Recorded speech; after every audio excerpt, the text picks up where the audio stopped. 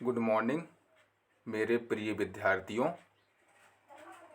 मैं आपका अपना Satyam Nagesh education wings with Satyam Nagesh YouTube channel में आपका बहुत बहुत स्वागत अभिनंदन करता हूं। आज मैं आपके बीच कक्षा 10वीं के लिए पाठ्यक्रम के बारे में जानकारी दूंगा। सबसे पहले समझते हैं कि एमपी बोर्ड माध्यमिक शिक्षा मंडल भोपाल के अंतर्गत होने वाली परीक्षा कक्षा 10वीं मुख्यतः एक बोर्ड परीक्षा है, जिसमें हर विद्यार्थी अच्छे से अच्छे अंक प्राप्त करने की तीव्र इच्छा रखता है।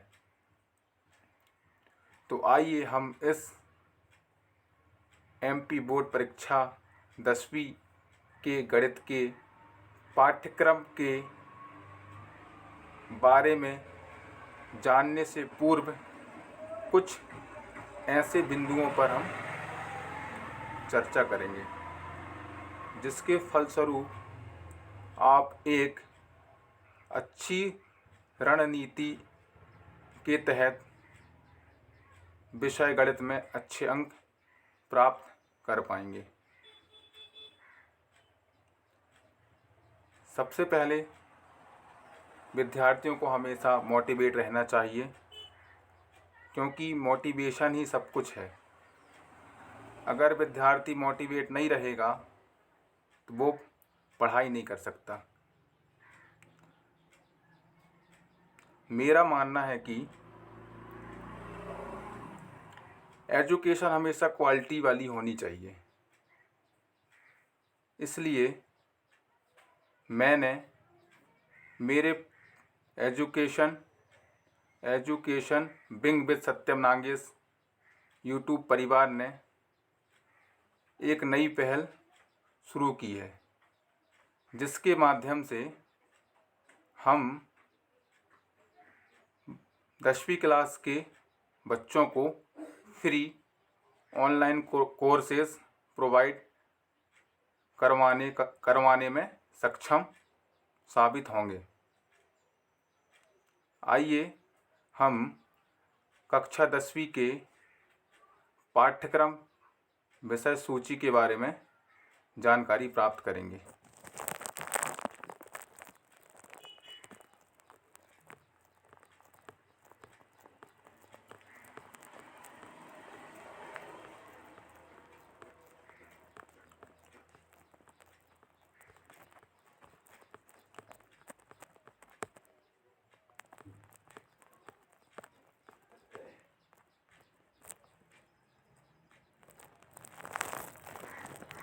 आपके समक्ष विषय सूची आ चुकी है। इस विषय सूची में प्रथम अध्याय में वास्तविक संख्याएं हैं, जिसके अंतर्गत हमको 1.1 भूमिका, 1.2 यूक्लिड विभाजन प्रमेयिका, 1.3 अंकगणित की आधारभूत प्रमेय, 1.4 अपरिमेय संख्याओं का पुनर्भ्रमण, 1.5 परिमेय संख्याओं और उनके दशमलव प्रसारों का पुनर्भ्रमण, 1.6 सारांश का तात्पर्य ये है कि हम जिन बिंदुओं पर चर्चा करेंगे विस्तृत रूप से, उसका संपूर्ण एक ही पॉइंट में डिस्कशन हो जाएगा।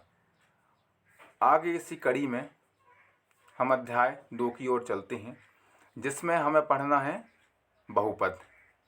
बहुपद के अंतर्गत 2.1 भूमिका को देखेंगे, 2.2 बहुपद के शून्यांकों का ज्यामितीय अर्थ। 2.3 किसी बहुपद के शून्यांकों और गुणांकों में संबंध स्थापित करेंगे। 2.4 बहुपदों के लिए विभाजन एल्गोरिथम। 2.5 सारांश। प्रिय बच्चों, किसी भी पाठ्य पुस्तक को पढ़ने से पहले उसके सिलेबस के बारे में जानकारी प्राप्त करना बहुत ज़रूरी होता है। इसलिए हम सबसे पहले विषय सूची, विषय वस्तु के बारे में जानकारी प्राप्त कर रहे हैं। हमें सारे सिलेबस की जानकारी हो जाएगी। उसके बाद हम चैप्टर वाइज चैप्टर, अध्याय बाई अध्याय हम हर एक चीज़ों को, छोटी छोटी चीज़ों को बड़े आसान तरीके, बहुत लघु विधि के माध्यम से समझने का प्रयास करेंगे। और मैं आशा करता हूँ कि आप सभी, हम सभी परिवार हैं, इस चैनल का परिवार हैं, तो कृपया सपोर्ट करें, लाइक करें, शेयर करें और सब्सक्राइब करें। देखिए आगे अध्याय 3 में हम 2 चर वाले रैखिक समीकरण युग्म के बारे में अध्ययन करेंगे, जिसके अंतर्गत 3.1 भूमिका, 3.2 2 चरों में रैखिक समीकरण युग्म, 3.3 रैखिक समीकरण युग्म का ग्राफी विधि से हल, 3.4 एक रैखिक समीकरण युग्म को हल करने की बीजगणितीय विधि। फिर इसी के अंतर्गत हमें 3.4.1 में प्रतिस्थापन विधि के बारे में पढ़ना है। फिर 3.4.2 में विलोपन विधि, फिर 3.4.3 में वज्र गुणन विधि के बारे में पढ़ना है। तो 3.5 2 चरों के रैखिक समीकरणों के युग्म में बदले जा सकने वाले समीकरण, और 3.6 सारांश। इसी कड़ी को आगे ले जाते हुए अध्याय 4 में हमको द्विघात समीकरण के बारे में संपूर्ण विस्तृत अध्ययन करना है, जिसमें 4.1 में भूमिका, 4.2 द्विघात समीकरण, 4.3 गुणनखंडों द्वारा द्विघात समीकरण का हल, 4.4 में द्विघात समीकरण का पूर्ण वर्ग बनाकर हल, 4.5 मूलों की प्रकृति और 4.6 सारांश।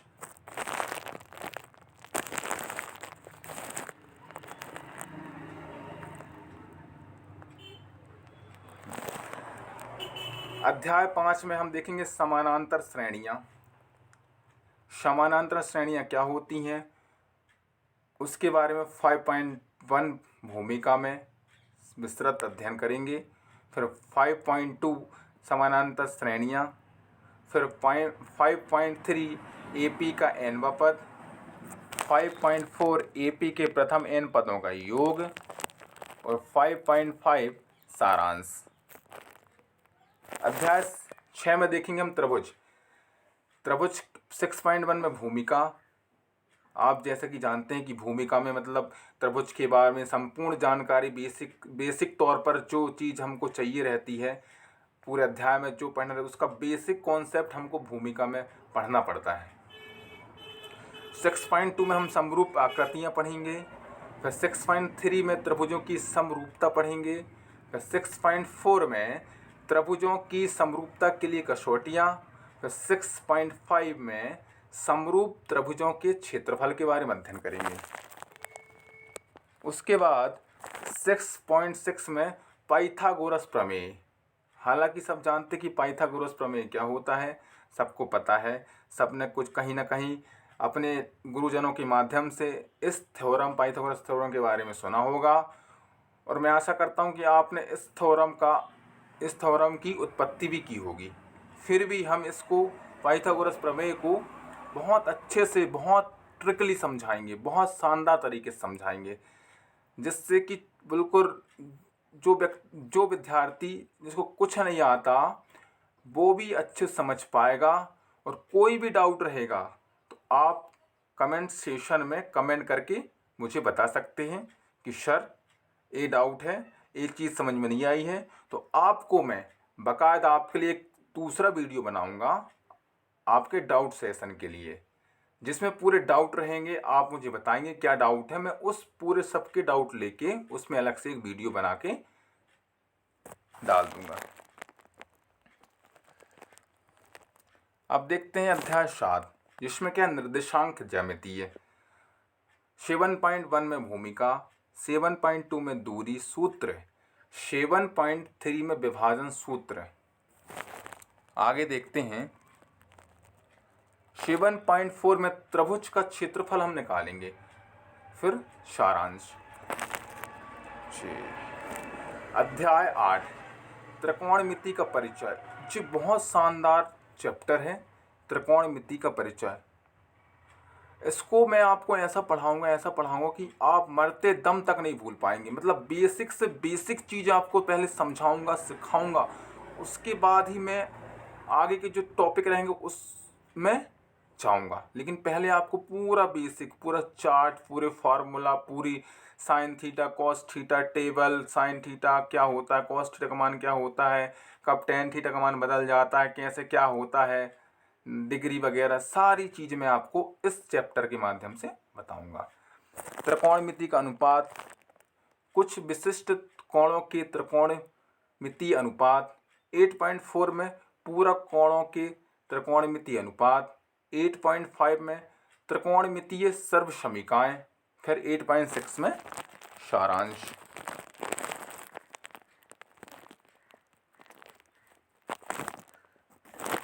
फिर चैप्टर 9, अध्याय 9 में हम देखेंगे त्रिकोणमिति के कुछ अनुप्रयोग। अध्याय 8 में हम त्रिकोणमिति के बारे में जानकारी, मतलब बेसिक चीज़ें पढ़ेंगे। फॉर्मूला, कैसे सॉल्व करते क्वेश्चन, हर एक चीज़ पढ़ेंगे, बहुत डिटेल से पढ़ेंगे। आपको घबराने की आवश्यकता बिल्कुल नहीं है। मैं आपको आज सिलेबस के बारे में जानकारी दे रहा हूँ।